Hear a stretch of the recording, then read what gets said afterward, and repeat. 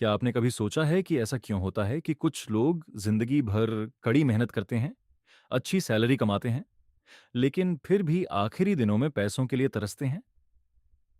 वहीं दूसरी तरफ कुछ लोग ऐसे होते हैं जिनके पास कोई बड़ी कॉलेज डिग्री नहीं होती, फिर भी वे करोड़ों का साम्राज्य खड़ा कर देते हैं।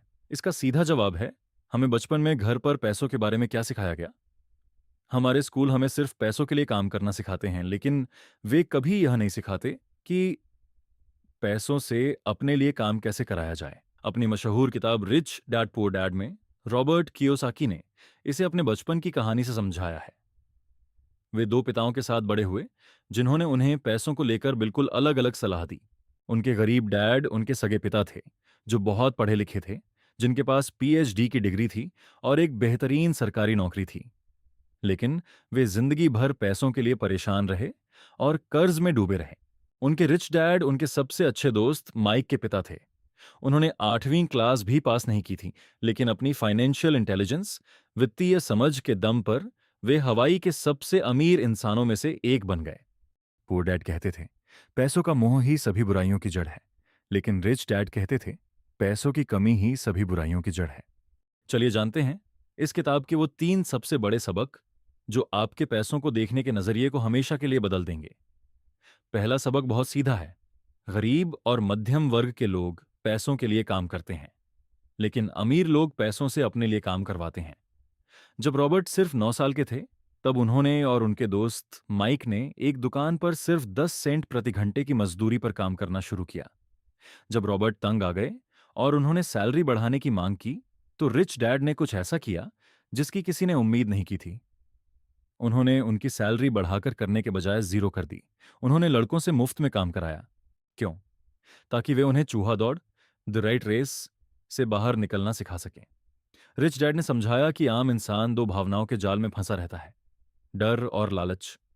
डर, पैसों की कमी का डर लोगों को सुबह जगाता है, काम पर भेजता है और वे अपने कीमती घंटे एक पेचेक सैलरी के बदले बेच देते हैं। लालच, जैसे ही सैलरी हाथ में आती है, लालच जाग उठता है। वे सोचने लगते हैं कि इस पैसे से वे कौन कौन सी शानदार चीजें खरीद सकते हैं और इस तरह वे पैसे खर्च करते हैं। फिर डर वापस आता है और यह चक्र चलता रहता है। सुबह उठो, काम पर जाओ, बिल भरो। सुबह उठो, काम पर जाओ, बिल भरो। सैलरी बंद करके रिच डैड ने उन बच्चों को भावनाओं में बहने के बजाय दिमाग का इस्तेमाल करना सिखाया, ताकि वे कमाई के नए मौके ढूंढ सकें। चूंकि उन्हें फिक्स सैलरी की उम्मीद नहीं थी, इसलिए उन्होंने देखा कि स्टोर मैनेजर पुरानी कॉमिक बुक्स को कचरे में फेंक रहा है।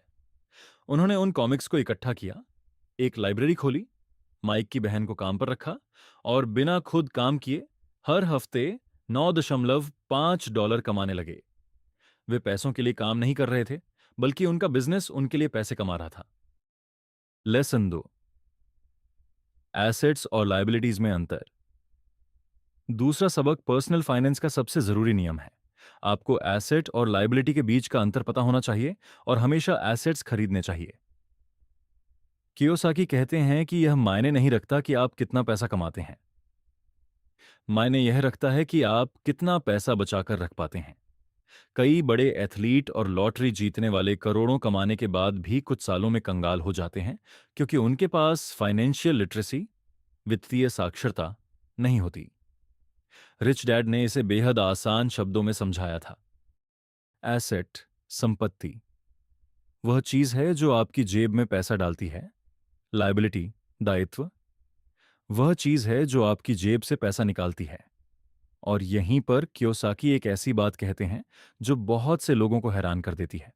आपका अपना घर कोई एसेट नहीं है, ये एक लायबिलिटी है। वीडियो बंद करने से पहले मेरी बात पूरी सुनिए। एसेट वो है जो आपको कमा कर दे, लेकिन आपका घर हर महीने ईएमआई, प्रॉपर्टी टैक्स, इंश्योरेंस और मेंटेनेंस के नाम पर आपकी जेब से पैसे निकालता है। अगर आपका सारा पैसा आपके घर में ही ब्लॉक हो जाएगा, तो आप उन एसेट्स में निवेश नहीं कर पाएंगे जो सच में आपको अमीर बना सकते हैं। अमीर इसलिए अमीर बनते हैं क्योंकि उनका एसेट कॉलम इतना बड़ा हो जाता है कि उससे होने वाली कमाई से उनके सारे खर्चे और शौक आसानी से पूरे हो जाते हैं। तीसरा सबक, अपने काम से काम रखो। 1974 में मैकडॉनल्ड्स के मालिक रे क्रॉक ने यूनिवर्सिटी के कुछ छात्रों से पूछा, बताओ, मैं कौन सा बिजनेस करता हूं। सब हंसने लगे और बोले, सर, आप हैमबर्गर बेचने का बिजनेस करते हैं। रे मुस्कुराए और बोले, दोस्तों, मैं बर्गर के बिजनेस में नहीं हूं। मेरा असली बिजनेस रियल एस्टेट है। रे जानते थे कि उनका काम बर्गर फ्रेंचाइजी बेचना है, लेकिन उनकी असली संपत्ति उस जमीन में थी जिस पर वो रेस्टोरेंट खड़े होते थे। आज मैकडॉनल्ड्स दुनिया में सबसे ज्यादा रियल एस्टेट जमीन के मालिकों में से एक है। आपके प्रोफेशन और आपके बिजनेस में बहुत बड़ा अंतर होता है। आपका प्रोफेशन वो है जो आप दिन में 8 घंटे पैसे कमाने के लिए करते हैं, जैसे डॉक्टर, इंजीनियर या बैंक मैनेजर होना। आपका बिजनेस आपके एसेट कॉलम के इर्द गिर्द घूमता है। कियोसाकी ये नहीं कह रहे कि आप आज ही अपनी नौकरी छोड़ दें। वे कहते हैं कि अपनी नौकरी पूरी ईमानदारी से करते रहिए, लेकिन अपनी सैलरी का इस्तेमाल अपने खुद के बिजनेस यानी एसेट्स के साम्राज्य को खड़ा करने में कीजिए। असली एसेट्स में ये चीजें शामिल हैं। ऐसे बिजनेस जिनमें आपको खुद हर वक्त मौजूद न रहना पड़े। स्टॉक्स, शेयर और बॉन्ड्स। कमर्शियल या रेजिडेंशियल रियल एस्टेट जिससे किराया आता हो। रॉयल्टी जैसे किताबें, म्यूजिक या पेटेंट से होने वाली कमाई। एक बार जब कोई रुपया आपके एसेट कॉलम में चला जाता है, तो उसे अपना एक कर्मचारी समझें। वह आपके लिए बिना थके दिन रात 24 घंटे काम करता है।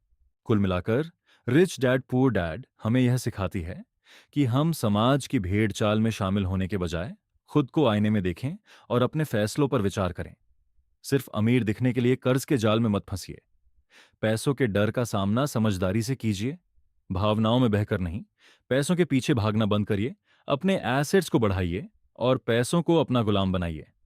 अगर आपको यह समरी पसंद आई हो तो लाइक बटन जरूर दबाएं। ऐसी ही लाइफ चेंजिंग किताबों की समरी के लिए चैनल को सब्सक्राइब करें और मुझे नीचे कमेंट्स में बताएं आप अपना पहला एसेट कौन सा खरीदने वाले हैं। मिलते हैं अगले वीडियो में।